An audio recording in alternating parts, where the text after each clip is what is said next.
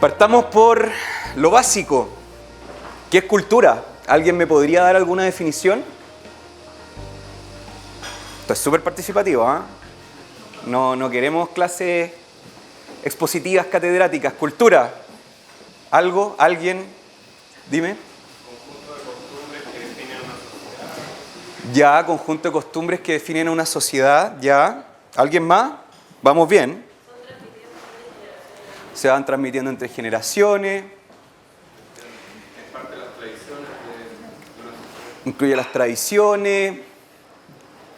Por ejemplo, ¿estará circunscrito a un momento y un lugar determinado también? Porque tú me dijiste un conjunto de costumbres que definen una sociedad. Bueno, el conjunto de costumbres que define la sociedad chilena de la época colonial será el mismo que hoy día. ¿Habrá algún elemento temporal y espacial también con respecto a la costumbre? A la cultura va evolucionando. ¿Puede ser un hábito social? Un hábito social, qué buena definición. De hecho, es la definición que a mí me gusta de... ¿De dónde la sacaste esa? Gigante. Ya.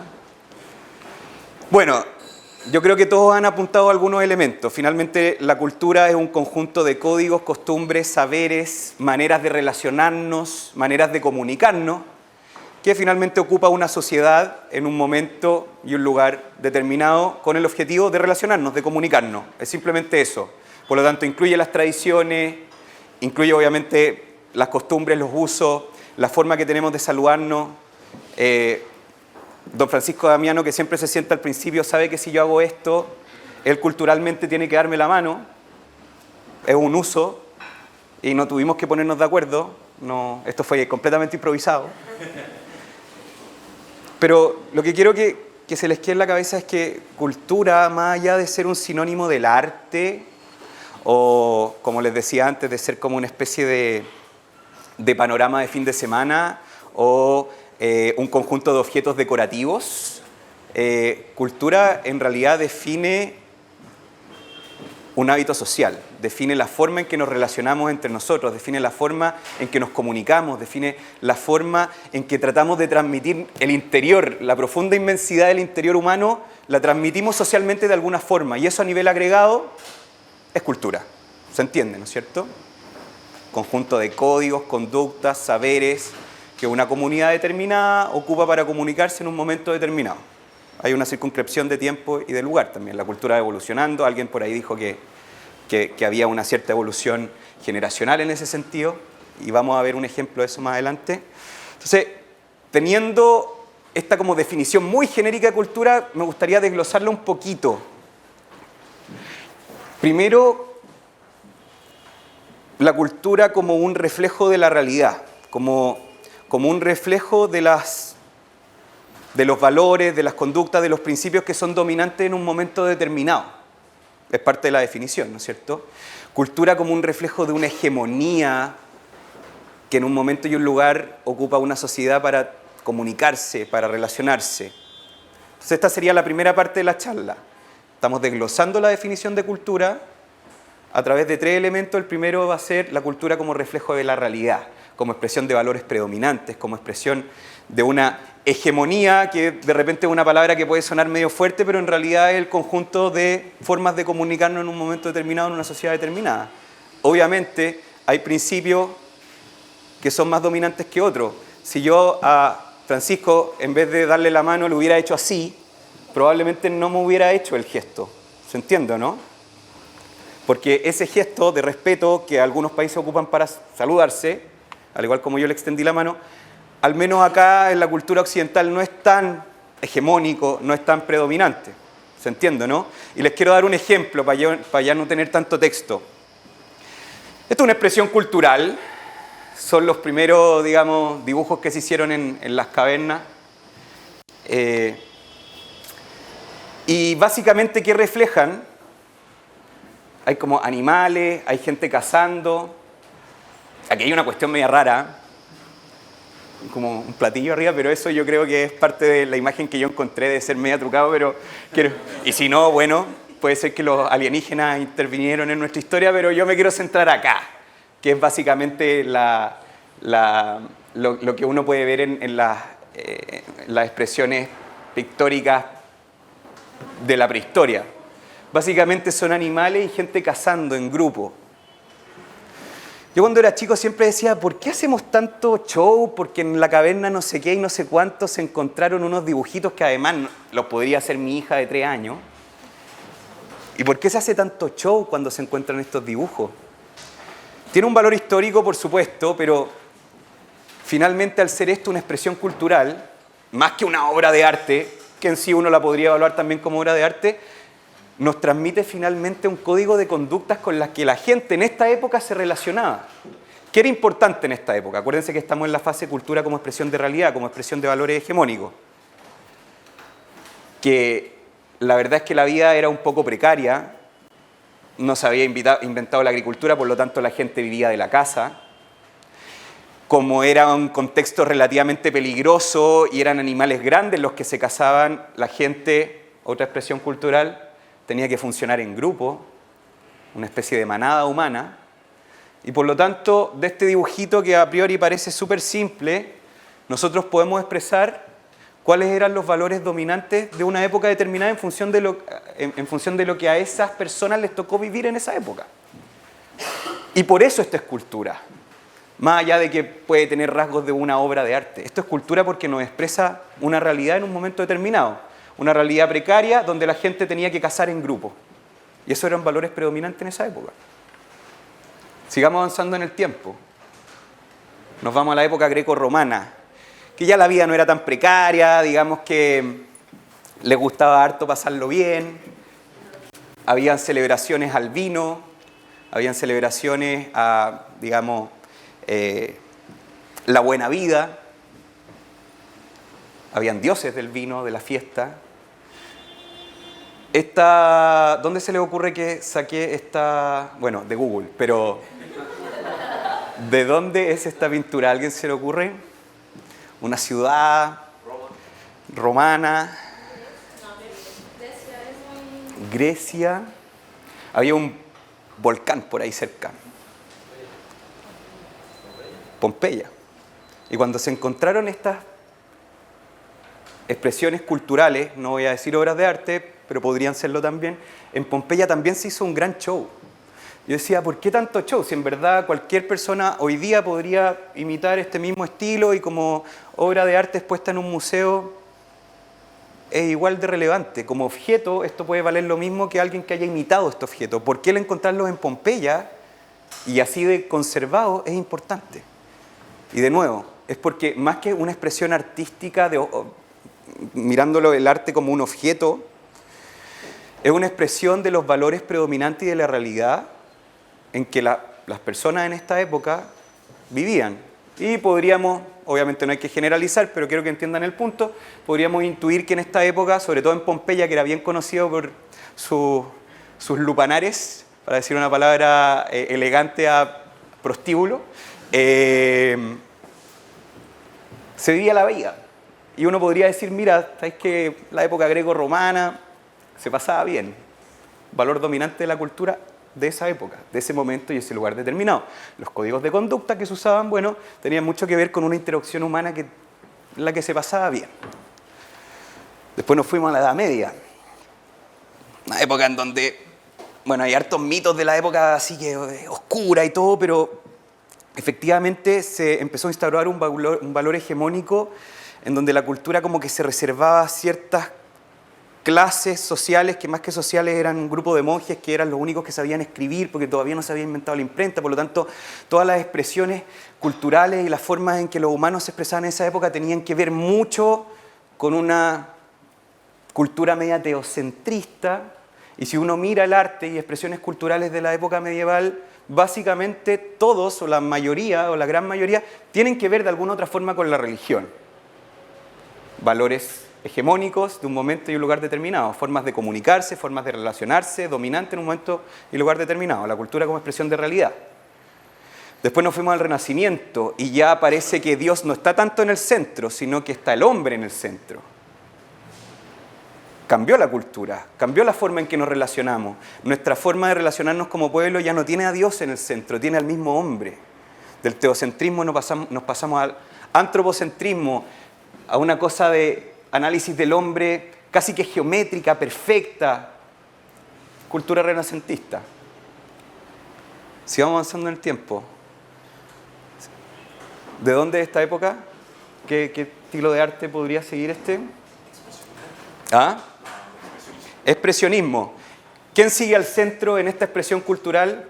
¿Quién sigue teniendo la hegemonía cultural? El hombre, pero ya no con la perfección geométrica, sino que con su interior, con sus expresiones, con lo que siente. Ya no estamos analizando al hombre objetivamente, estamos metiéndonos en sus sentimientos. El grito. Siglo XX, Picasso, cubismo. ¿Cómo se llama este cuadro? ¿Ah? ¿Qué recuerda este cuadro? Sí, pero fue por un bombardeo que no fueron de los españoles, fue un bombardeo alemán en una ciudad que se llamaba Guernica. Y perfectamente Picasso pudo haber hecho un cuadro muy bonito de Guernica, súper realista, pero lo importante era reflejar la atrocidad de lo que se vivió en ese bombardeo. Seguimos centrados en el hombre, pero en su interior. Y básicamente yo creo que esto expresa un poco de caos, desorden. Imagínense una ciudad bombardeada. Y nos pasamos al posmodernismo. Siempre a mí me dicen que yo hago como un juicio de valor al posmodernismo, como que lo miro en menos, para nada. Simplemente estoy transmitiendo de que finalmente hoy día un señor Duchamp se le ocurrió sacar un urinario del baño y lo puso en un museo y dijo, bueno, esto es arte porque yo le quité su uso funcional y lo puse como objeto a observar en un lugar que sirve para observar objetos y por lo tanto es arte. Entonces aquí ya ni siquiera estamos metidos dentro del hombre, nos metimos como filosóficamente en el concepto de arte. ¿Qué es arte? ¿Expresión de la realidad? ¿O es lo que yo quiera que sea arte? Bueno, posmodernismo. Aquí es lo que quiero ir. No quiero hacer un juicio de valor artístico a todas las expresiones que yo les he mostrado. Les quiero decir finalmente que las expresiones artísticas son un reflejo fiel de la realidad y por lo tanto la cultura, elemento 1 en el que vivimos, es un reflejo de la realidad, es un reflejo de valores hegemónicos en un momento y un lugar determinado. Yo soy bueno para repetir las cosas, ya les quedó clarito el punto A del desglose de la definición de cultura. Punto B. La cultura también expresa identidad. Y obviamente eso lo podemos intuir un poquito desde la primera parte, en donde si yo veía en la Edad Media que todo se relacionaba con la religión, claramente la identidad de las personas que vivían en la Edad Media podríamos intuir muy probablemente que era muy religiosa. Pero no solamente la identidad individual, sino que la identidad social. Así como cada uno de nosotros tiene una personalidad, ya vemos algunos que somos más introvertidos, otros más extrovertidos, algunos más buenos para el leseo, otros más tranquilos. A nivel agregado, a nivel social, los pueblos, que es una abstracción conceptual que no me gusta mucho, pero las sociedades también tienen su forma de ser, tienen su identidad. Los individuos tienen personalidades, las sociedades tienen cultura. Tienen sus hábitos sociales. Nosotros podemos fácilmente identificar esto con un país. La bandera se ve por ahí, quizás es trampa, pero si no estuviera esa bandera, yo estoy seguro que todos diríamos que esa foto fue tomada ¿en qué país? En Brasil, porque claro, hay baile, hay fiesta, hay juego, hay todo un hábito social, un poco cachondo, que nos hace identificar una foto, más allá de que aquí salga la bandera, con un país, con un hábito social, con una identidad de pueblo. Vámonos a otro extremo, más tranquilo, más... También esto es una expresión cultural de un país que además tiene una ceremonia con el tema de servir el té. Y yo estoy seguro que no necesito decirles qué país es, que todos saben. ¿Qué país es ese? Ninguna parte dice Japón, no he puesto banderas. ¿Por qué? Es porque finalmente así como uno puede reconocer en un amigo, este compadre es bueno para el leseo, uno puede reconocer en expresiones culturales el que este pueblo es de tal o tal forma. ¿Se entiende o no? Cultura como expresión de identidad. ¿Para qué seguir abundando? ¿Se entiende? Sabemos dónde fue tomada esa foto. Hay una cierta costumbre que a través de la historia se expresó en un baile, que al principio venía desde Perú, pero fue como un poco modificado hacia el sur, le pusieron cueca, se convirtió en nuestro baile nacional y hoy día sabemos, por supuesto, que esa foto es una expresión cultural de un baile que inequívocamente se dio en un país que tiene el hábito social de bailar este baile, porque es expresión de su identidad. Y último elemento, cultura como sentido. Cultura como expresión de humanidad. Y aquí me voy a poner un poquito obsesivo con Havel, que me imagino que a algunos les suena, el último presidente de Checoslovaquia, el primer presidente de República Checa, que además de ser político antes de eso fue dramaturgo, o sea, fue artista, fue uno de los protagonistas de un movimiento que pasó detrás del muro en Europa durante las dictaduras comunistas soviéticas, que se llamó la Revolución de Terciopelo. Y se llamó de terciopelo porque básicamente toda la contraofensiva a una dictadura comunista en los países detrás del muro se empezó a dar a través de expresiones culturales, no a través de expresiones de fuerza. Por eso se llamó Revolución de Terciopelo. Pero fue una revolución que probó ser incluso más potente que ciertos movimientos de guerrilla que se dieron detrás del muro que no fueron efectivos. ¿Qué hizo que se cayera el muro de Berlín en el año 89? ¿Hubo algún gran movimiento de armas? Por algo a esto se le llama Guerra Fría. No hubo un gran enfrentamiento, salvo en ciertos países del tercer mundo que los gringos y los rusos ocupaban para pelear, como Vietnam o como Corea, o como Chile, dicen algunos. Pero finalmente la cultura nos define como hombres. ¿Qué nos diferencia de un animal? ¿Cuál es la típica definición de ser vivo que dan en el colegio? ¿Qué hace que los seres vivos sean seres vivos? Es un ciclo de vida. Nacen, crecen, se reproducen y mueren. Un perro nace, un perro crece, un perro se reproduce y un perro muere, y un hombre también. Como ser vivo nosotros no nos distanciamos mucho del perro o de cualquier otro ser vivo en cuanto al ciclo vital. ¿Qué es lo que nos hace ser hombres? Ojo, que cuando digo hombres ocupo bien el castellano y me refiero a hombres y mujeres. No soy de los que cree que hay que hablar de niños y niñas, todos y todas. Que, perdón, suena como chistoso, pero hoy día se está instalando hegemónicamente esa forma de hablar y es legítimo. Yo me resisto, pero para que vean, código de conducta comunicacional. Y se va metiendo. Cultura como sentido, ¿qué nos diferencia de un perro que nace, crece, se reproduce y muere? Razonamos. Nuestra capacidad autoconsciente. ¿Nuestra capacidad qué? Somos autoconscientes, sabemos de nuestra existencia. ¿Ah? Nos mueven más que instintos. Nos mueven más que instintos. Y el hecho de movernos más que instintos implica que, y me voy a poner aquí aristotélico, que nuestra inteligencia al conocer un objeto retroalimenta otro elemento que tiene el hombre y solo el hombre, que es la voluntad. Nos acercamos al objeto, pero no instintivamente, nosotros le damos un sentido volitivo a ese acercamiento. Aristóteles, yo creo que lo conoce más de alguno acá. Por lo tanto, nosotros cuando comemos, no solamente comemos porque comer implica nuestra sobrevivencia. Nosotros cuando comemos, vamos a un restaurante, a veces generamos ritos en torno a la comida, hay un partido de Chile y nos juntamos con amigos en torno a un asado, le damos sentido a la comida. Si fuéramos puramente animales, comeríamos cualquier cosa que nos permitiera sobrevivir, porque eso es el instinto. Pero nosotros como seres humanos, al tener estas dos cualidades superiores del hombre en cuanto hombre, como decía Aristóteles, que son la inteligencia y la voluntad, le damos sentido a los objetos a los cuales nosotros nos dirigimos a través de la voluntad y que fueron conocidos por la inteligencia. Por lo tanto, todo el sentido de ser hombre tiene que ver con que cada cosa que hacemos le damos algún sentido. ¿Por qué ustedes están acá?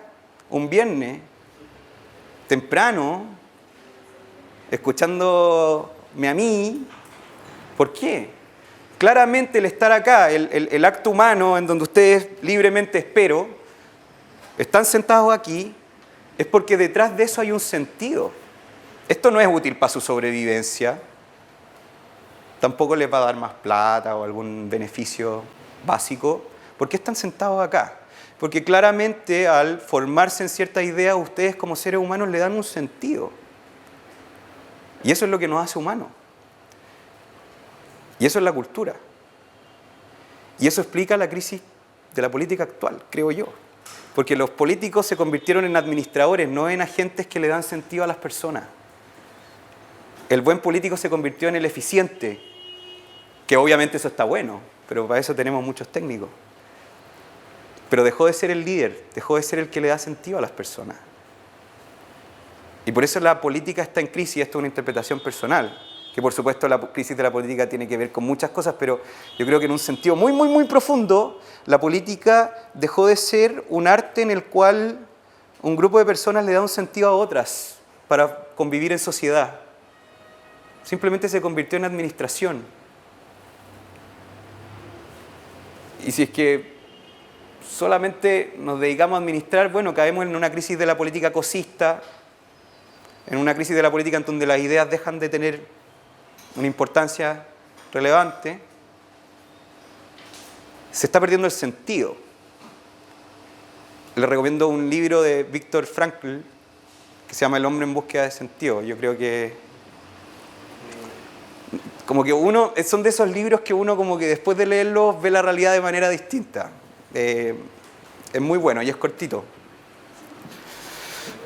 Por lo tanto, siguiendo como con esta parte profunda, que es la parte profunda de esta exposición, la cultura finalmente es el espíritu de el hombre en búsqueda de sentido. La cultura finalmente es el alma de la democracia. ¿De qué sirve que nosotros como ciudadanos queramos autodeterminarnos una forma de gobierno a través de ciertos líderes si es que no le damos sentido a eso? O si es que el sentido exclusivamente es la eficiencia. Y eso es cultura. Por lo tanto, la crisis de la política, ¿es culpa de los políticos? Sí, de todas maneras, pero también es culpa nuestra. Nosotros empezamos a buscar en los políticos cosas más superficiales. Dejamos de buscar al líder, dejamos de buscar a aquel que nos da sentido. ¿Por qué en el siglo XVII, y esto es una crítica que yo siempre le hago al liberalismo, siempre el liberalismo da como ejemplo de éxito de esta idea, es que efectivamente hoy día nosotros vivimos mucho mejor que lo que vivía el rey Luis XIV en Versalles. Efectivamente, hoy día cualquier persona, cualquier ciudadano, en teoría, tiene una calidad de vida bastante mejor que la que tenía un rey hace siglos atrás. Hemos evolucionado de todas maneras y eso se lo debemos a la creatividad, a la espontaneidad, al mercado, al libre intercambio. Increíble. Pero eso significa que la gente del siglo XVI, no el rey, que ojo, que incluso vivía peor que nosotros ahora. Vámonos a la gente común y corriente del siglo XVI. El que no tuviera las condiciones materiales que nosotros tenemos hoy día por evolución, gracias al libre mercado, y eso obviamente hay que reconocerlo, pero hacía que la gente del siglo XVI fuera infeliz. La gente del siglo XVI en general era infeliz. No tenía baño para hacer caca, es verdad.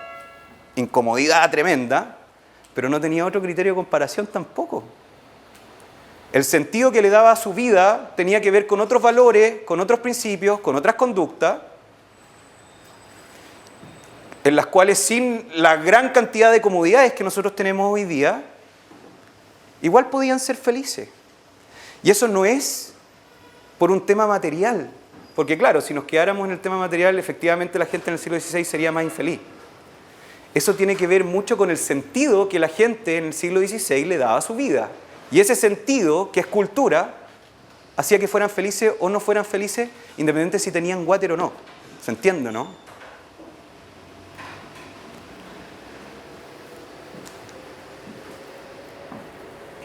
Esta charla se llama, acabo de terminar la primera parte, que es la introducción, en donde defino cultura y la divido en tres partes: identidad, sentido, ¿y cuál era la otra? Realidad. Y ahora nos vamos a la parte práctica, en donde yo voy a tratar de transmitirles de que la cultura finalmente es una herramienta de cambio social. No es el panorama de fin de semana, no es la película entretenida. Y les voy a mostrar un ejemplo de un discurso que está dicho entre medio de una película por un personaje, pero en realidad el personaje no estaba hablando el actor. Fue un discurso fue una película hecha en 1940, una época bien complicada. La Segunda Guerra Mundial había empezado en septiembre del 39.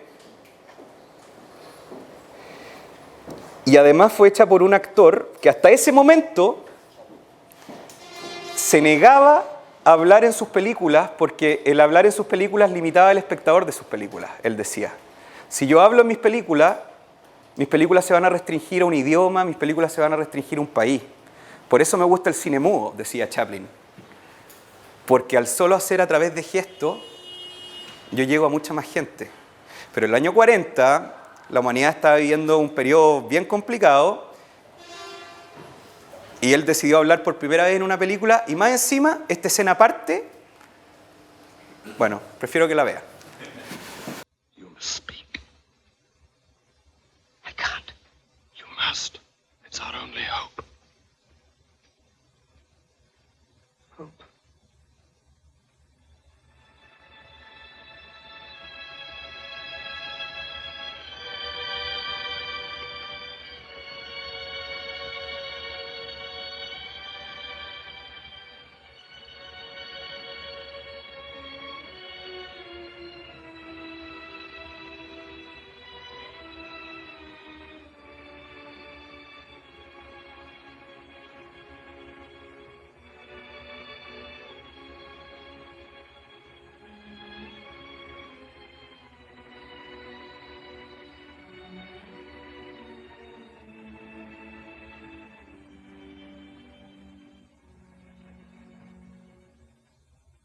I'm sorry, but I don't want to be an emperor.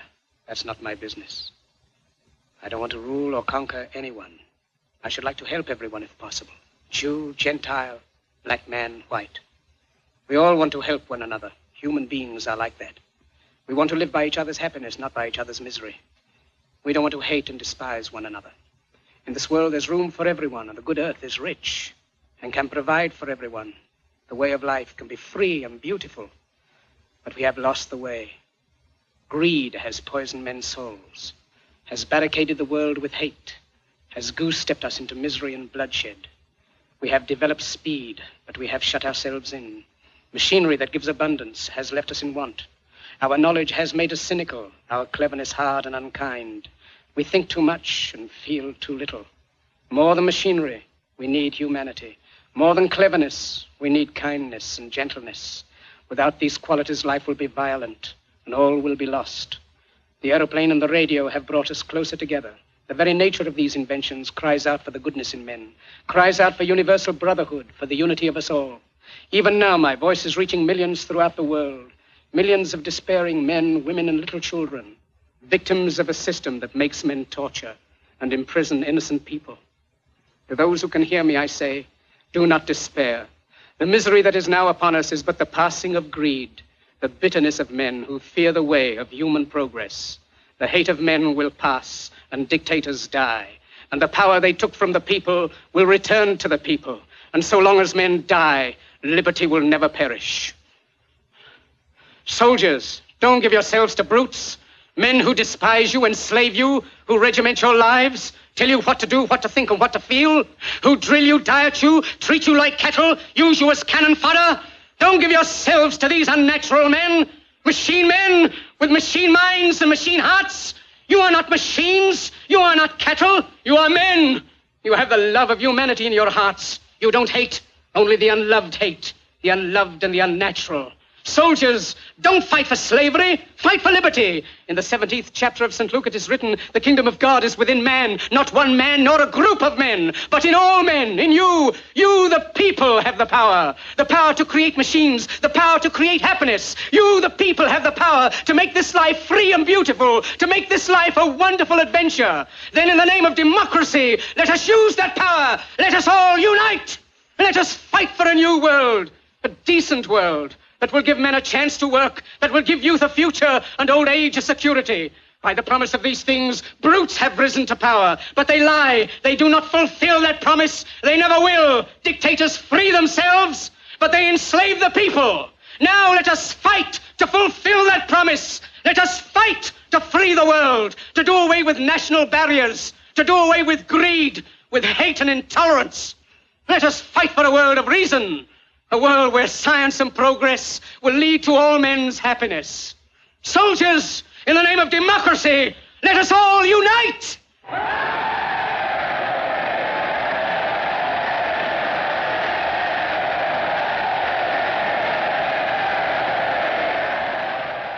Un primer disclaimer, claramente hay cosas que yo no comparto de ese discurso. No estoy mostrando el discurso con un ánimo como pedagógico, digamos, de que todo lo que dice él es verdad. Hay cosas que yo creo que Chaplin estaba confundido. Simplemente si yo muestro eso, es para transmitirles cómo la cultura tiene un potencial tremendo de cambio social. Y obviamente muchas cosas que las que dijo Chaplin ahí, sí las comparto.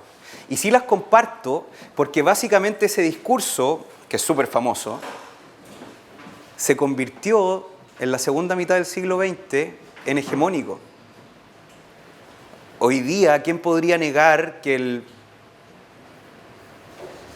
trabajar por el bienestar de judíos, gentiles, blancos, negros, es un valor no hegemónico, al menos en el mundo occidental? Bueno, en esa época sí. Por lo tanto, muchas cosas de ese discurso que hoy día a nosotros en el año 2016 nos parecen un espacio común, en esa época no lo eran. Yo creo que concienticen un poco ese tipo de cosas, más allá del contenido del discurso. Un segundo elemento. Esto es una película que tiene que ver con que a un compadre lo confunden con El Gran Dictador, que es el nombre de la película. Pero más allá de eso, si ustedes se fijan, toda esa escena no es parte de la película, fue un inserto, desde el principio. Tienes que hablar. No puedo. Ese era el rollo que tenía Chaplin, salía en la revista. Señor Chaplin, inventaron hace 20 años el sonido en las películas, ¿por qué no habla? No puedo, no quiero limitar mis películas. Y lo dice en la trama. ¿Qué le dice el otro? Tienes que hablar, es nuestra única esperanza, año 1940. Por lo tanto, Chaplin en ese momento no estaba solamente actuando una escena bonita de una película. Chaplin estaba dando un mensaje claro. Si ustedes se fijan, le habla a la cámara todo el rato, pero cuando le habla a los soldados hace así. Le está hablando a los soldados. Ni siquiera a los gringos, le está hablando a todos los soldados. Le está hablando a los políticos. Esto no es la escena de una película que nos entretiene. Eso es un mensaje claro, potente, que independiente que compartamos algunas cosas y otras no, más allá de eso, no quiero que se queden en ese punto, se convirtió en hegemónico. ¿Y por qué nos gusta hoy día ese discurso? Porque instauró valores, principios, conductas que son dominantes, incluso en este momento y en este lugar determinado.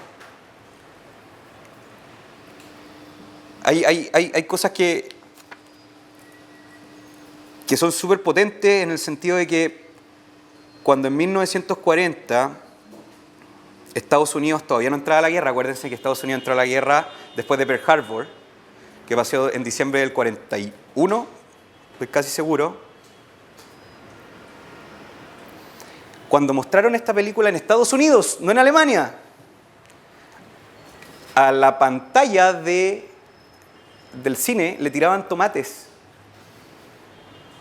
O sea, esto que nos parece tan común hoy día, en ese momento y en el país que supuestamente era contrario al totalitarismo nazi, era recibido incluso con una cierta retención.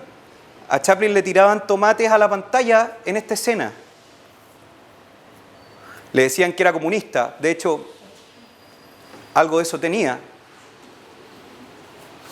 Con valores que hoy día, por evolución, gracias a Dios, los tenían capitalizados los comunistas, pero hoy día son más bien universales y hay ciertas cosas que yo valoro de eso, pero...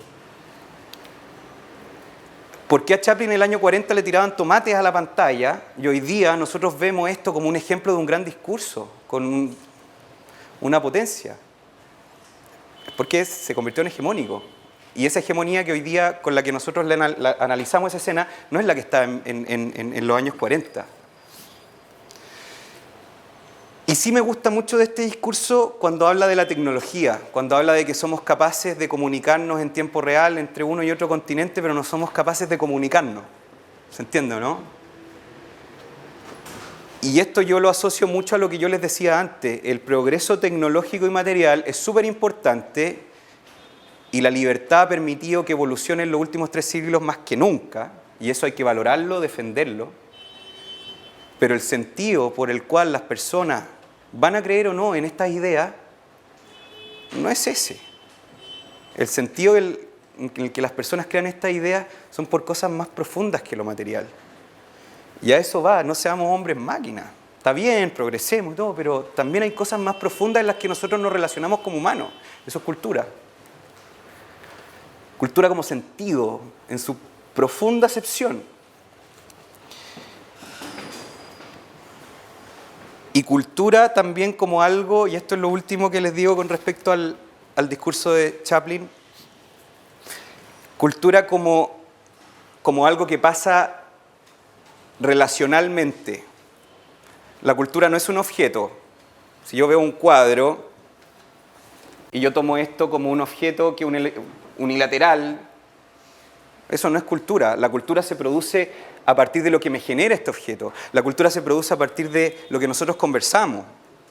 La cultura no es un objeto, la cultura es un elemento de vinculación humana que nos hace humanos, que nos da sentido. Y si es que finalmente nosotros como Fundación para el Progreso tratamos de transmitir ciertas ideas para vivir en una sociedad más digna, más próspera, más justa, más pacífica, es porque finalmente queremos influir en ese tipo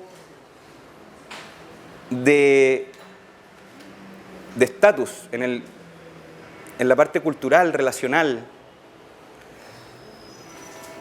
Por supuesto que los ejemplos de evolución material ayudan mucho, pero va más allá que eso. La cultura finalmente es el prisma a través del cual las personas miran la realidad. Y por supuesto que tener la capacidad de influir en la configuración de ese prisma tiene como contenido un potencial de poder enorme. Y esto que les estoy contando, el potencial de poder que tiene la cultura, porque finalmente define cómo nos relacionamos, en los años 20 lo estructuró teóricamente un señor italiano que se llama Antonio Gramsci, y ahí está un poco la teoría de todo lo que yo les estoy hablando. Y esto no es una charla que pretenda ser gramsciana, para nada. Pero Gramsci propone un método a través del cual nosotros nos hacemos del poder para fines, por supuesto que en el caso de Gramsci yo no estoy de acuerdo, pero sí me quedo con la parte anterior, el valor de la cultura como herramienta de cambio social. Y les voy a poner un ejemplo, a propósito de hegemonía cultural. ¿Alguien conoce a este señor? ¿Cómo? Almirante Gómez Carreño. El Almirante Gómez Carreño tiene una población grande, yo te diría que es la más grande de Viña, con su nombre. Tiene una población con su nombre, es importante. Pero, ojo que lo que yo les voy a contar ahora no tiene nada de juicio de valor, simplemente les quiero marcar un punto. ¿Ustedes saben por qué se hizo conocido el Almirante Gómez Carreño? Le decían el sheriff. Cuando en Valparaíso pasó el terremoto de 1906, por supuesto que hubo un desorden, un caos, una anarquía tremenda en toda esta zona. Estaba quedando la embarrada, y el sheriff Gómez Carreño impuso una ley marcial en donde se fusilaba en el acto aquel que fuera un agente de desorden dentro de este estado de emergencia producido por el terremoto de 1906 en esta zona. Y hoy día, por haber hecho eso, tiene un nombre, tiene nombres de calles, tiene nombre de poblaciones, o sea, fue valorado lo que hizo el Almirante Gómez Carreño. El año 2010 hubo otro terremoto en Chile, que también produjo desorden. Quizás vivimos en una época más civilizada, pero bueno, igual hubo desorden, hubo saqueo. Y los políticos de esa época se demoraron, ¿cuántos días? 3 días en sacar a los militares. Insisto, no estoy haciendo un juicio de valor ni criticando, quiero marcarles el punto, que es, ¿por qué en el año 1906 hay un señor que fusila en las calles a gente por mantener el orden en un estado de emergencia y tiene nombres de calles y poblaciones? ¿Y por qué en el año 2010 la presidenta se demora 3 días en sacar a los militares para cumplir el mismo fin, quizás sin fusilamientos públicos, y creo yo?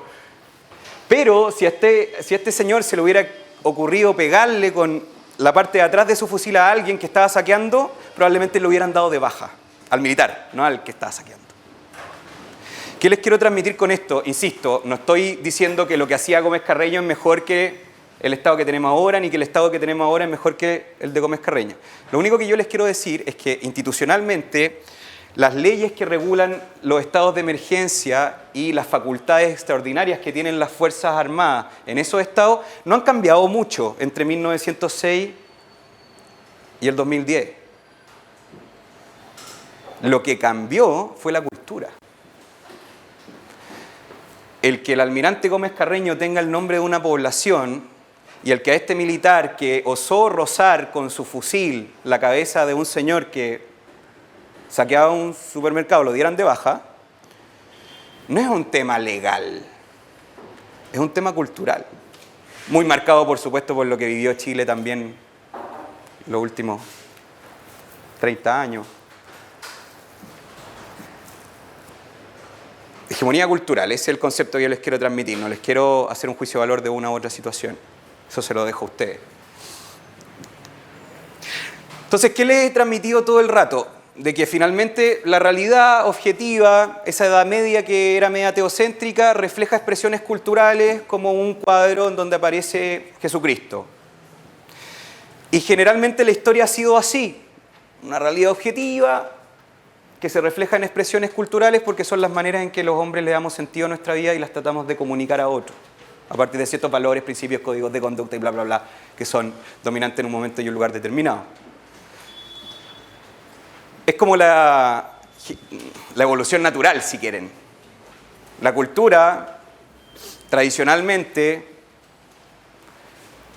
es como ese bichito que se extinguió porque era de un color distinto al de la hoja con el que se camuflaba. ¿Se entiende? Selección natural, ¿no es cierto?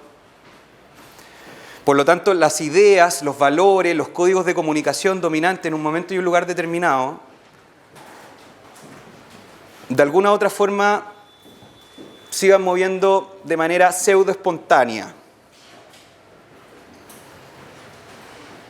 Aunque, bueno, eso es otro tema, pero selección natural. Los conceptos, los valores, si algunos predominaban eran porque básicamente eran mejor para el ser humano socialmente. Si en algún momento nos quisimos organizar en un estado es porque socialmente necesitamos una abstracción, un accidente de relación que se encargue de ciertas cosas que entre iguales no se pueden hacer. Por eso surgió un estado. Y fue un poco selección natural, porque lo necesitábamos nosotros. Pero en algún momento alguien se dio cuenta, a propósito de lo que yo les hablaba de Chaplin, que la cultura tiene el potencial de cambiar la realidad. Se dio vuelta, o más bien se hizo bilateral. Y de que nosotros a través de la cultura podemos cambiar la realidad. No solamente la realidad define la expresión dominante en un momento determinado, sino que ciertas expresiones deliberadas pueden definir la realidad en un momento determinado. ¿Se entiende el cambio?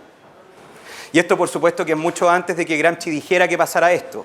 La gracia de Gramsci es que, como que él lo teorizó. Esto pasó con la Iglesia mucho tiempo. Pero Gramsci tiene la gracia de haber teorizado este potencial. Y a partir de esa teorización, haber generado todo un método de estructuración política y discursiva para obtener el poder, no por la fuerza, como lo haría Lenin, sino que por dominancia cultural de la sociedad civil.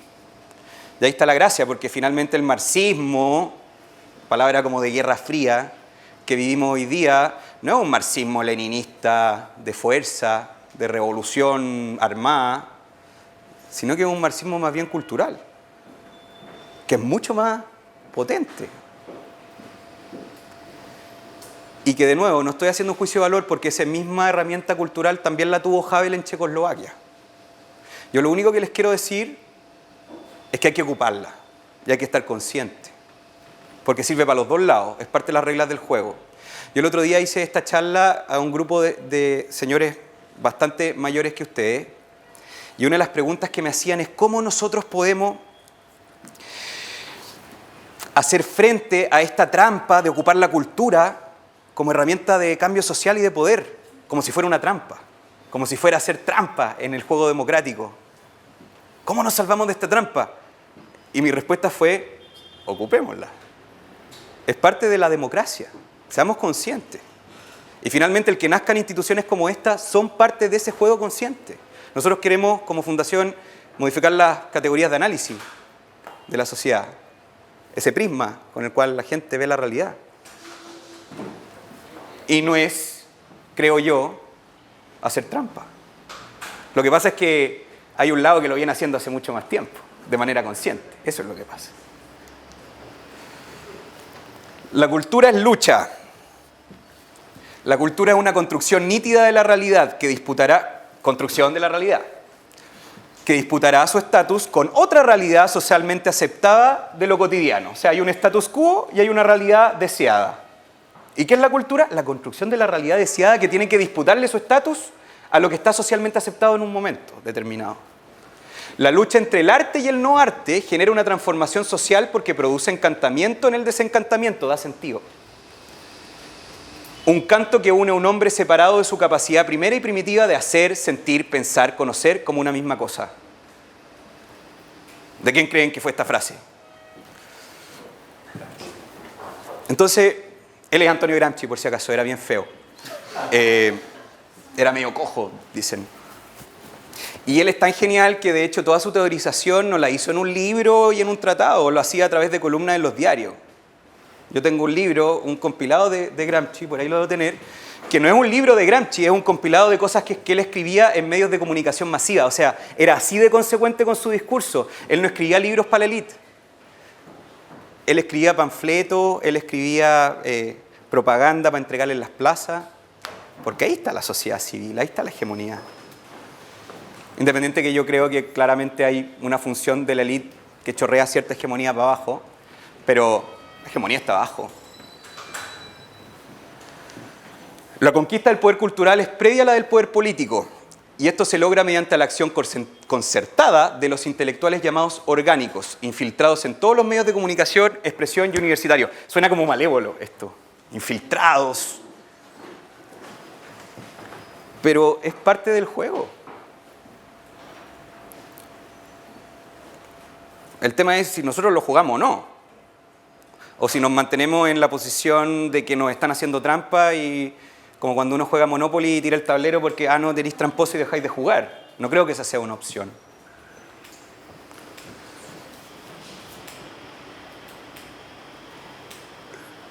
La cultura es más potente que la política. El político que sale elegido finalmente es el resultado de la hegemonía cultural que hay en un momento determinado. Y si ese político ocupa palabras como igualdad y ese concepto se hizo hegemónico, por supuesto que va a ganar. Y lo va a hacer su eslogan de campaña.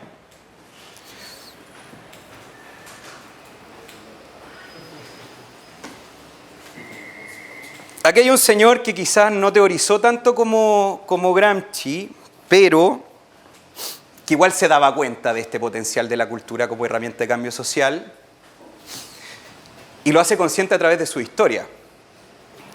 1984, no sé si lo leyeron, no sé si vieron la película, da lo mismo, cualquiera de las dos sirve, hay hasta una obra de teatro. Implicaba obviamente todo un control de un Big Brother que para que no hubiera diversidad cultural, de pensamiento, incluso de la posibilidad de enamorarse, vigilaba todo. Cuando el Señor me preguntó cómo hacemos frente a esa trampa, la peligrosidad de su pregunta radica en que la única forma de sacar esa trampa de la cultura como medio de herramienta de cambio social es poner un Big Brother que impida diversidad cultural. Por lo tanto, yo prefiero jugar mucho más el juego de la cultura que hacerme con el poder y evitar que haya diversidad cultural. Y ahí es donde Gramsci finalmente tiene su gran pecado. Que Gramsci decía, la cultura es una herramienta potentísima para llegar al poder, pero cuando lleguemos al poder, unifiquemos todo. Se acabó el juego. Ganamos, se acabó el juego. No. A mí me gusta este libro porque básicamente te dice que si no jugamos el juego de la cultura y queremos que esa trampa se evite, la única forma de hacer es tener un medio de control estatal masivo en las expresiones humanas, en la cultura. Y 1984 se trata de un señor que se enamoró, o sea, qué cosa más expresión humana que esa, y él no podía expresarlo, y lo vigilaban. Hay otros artistas en la historia que han criticado esto. Esa es otra cosa que a mí me gustaría desmitificar, que todos los artistas son de un lado, mentira. Lo que pasa es que en Chile hay como una uniformidad, pero en el mundo no es tan así. The Wall, este es el videoclip, un burócrata metiendo un montón de niñitos a una procesadora de carne que se llama escuela pública y salen todos iguales.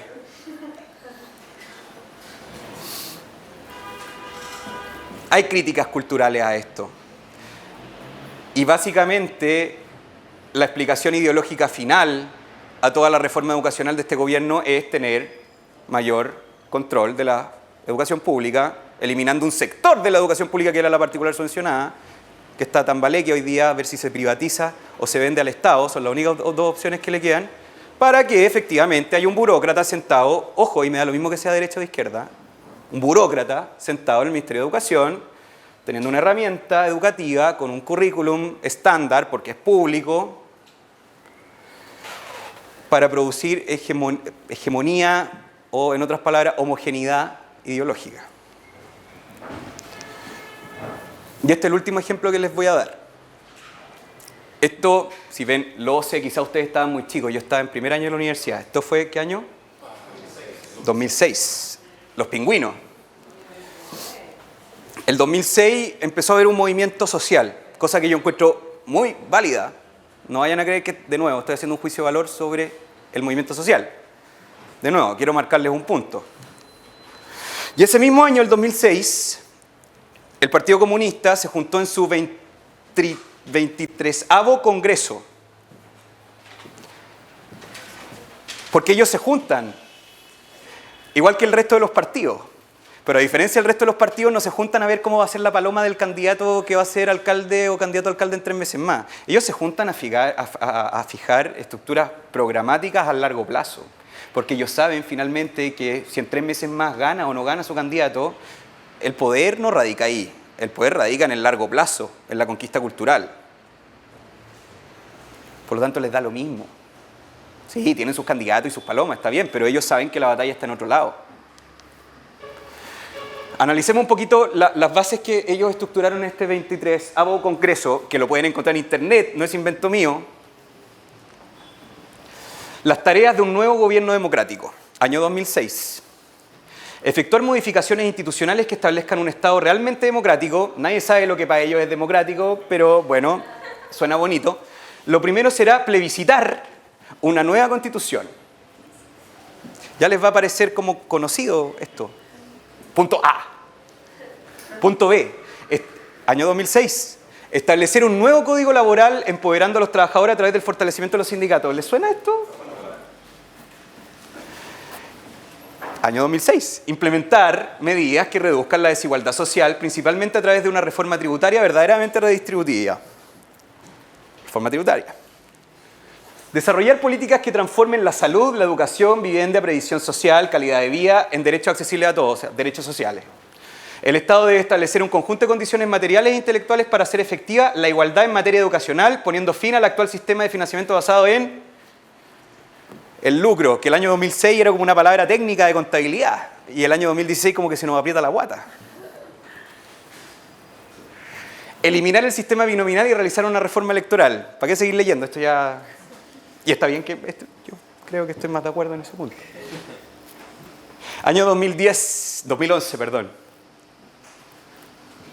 O sea, solamente 5 años después del 2006.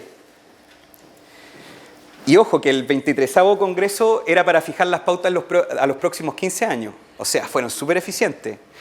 ¿Cuál era el eslogan de una palabra que no sonaba a contabilidad, pero se fue a las calles en pancarta? ¿Y de dónde viene eso?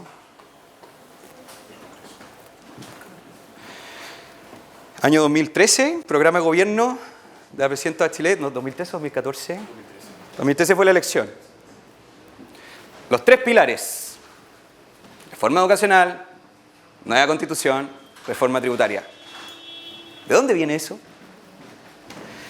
Entre el año 2006 y el año 2016, en 10 años de diferencia, el Partido Comunista en su representación parlamentaria se ha modificado súper marginalmente. De 4 a 6. No tienen 28 como la UDI, porque eso da lo mismo. Importa, pero no tanto. Han aumentado marginalmente su representación parlamentaria. Pero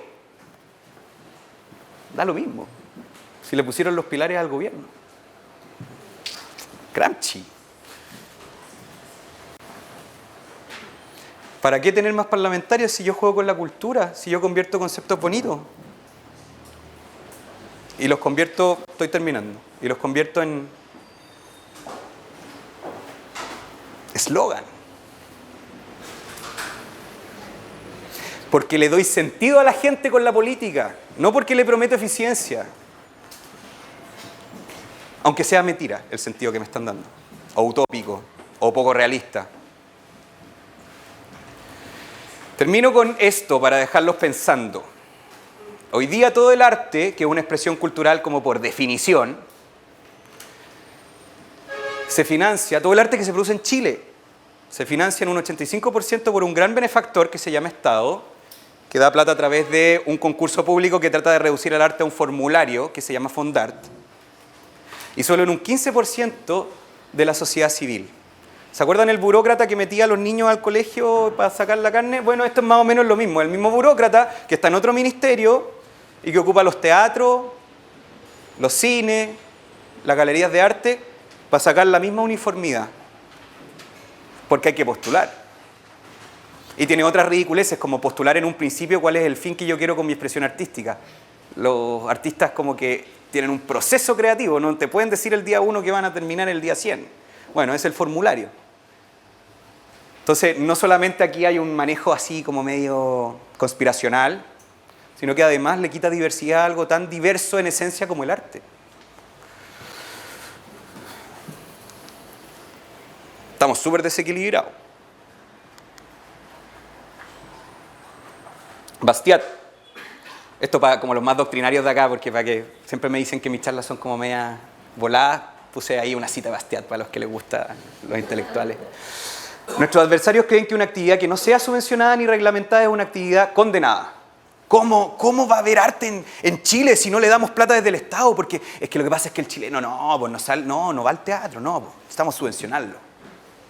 El chileno es tonto, ¿qué le va a ir a gustar a ver una posición fotográfica? No, tiene que estar el Estado ahí con su rol público. A pérdida se va el arte. Porque los chilenos no son capaces de hacer autosustentable el arte. O sea, es una denigración. Los chilenos no son lo suficientemente inteligentes para consumir arte de manera autosustentable. Por lo tanto, tiene que haber un Estado que subvencione, porque si no, el arte es una actividad condenada. Esa es la mentalidad. Nosotros creemos lo contrario. La fe que tienen ellos en el legislador no es la fe en la humanidad. Es la fe en una cosa artificial. La nuestra está en la humanidad y no en el legislador. Tengámosle un poquito más fe a la sociedad civil como elemento que puede hacer autosustentable el arte. Los chilenos no son tan tontos. Hay que generar la cultura nomás.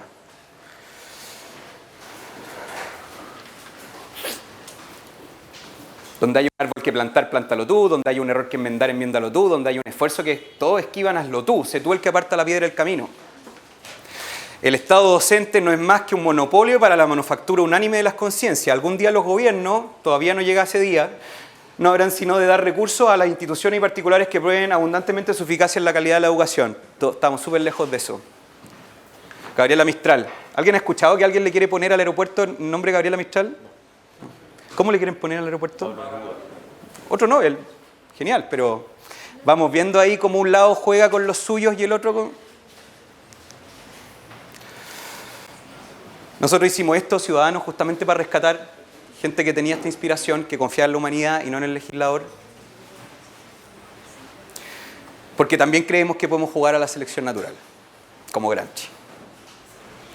Eso. Muchas gracias.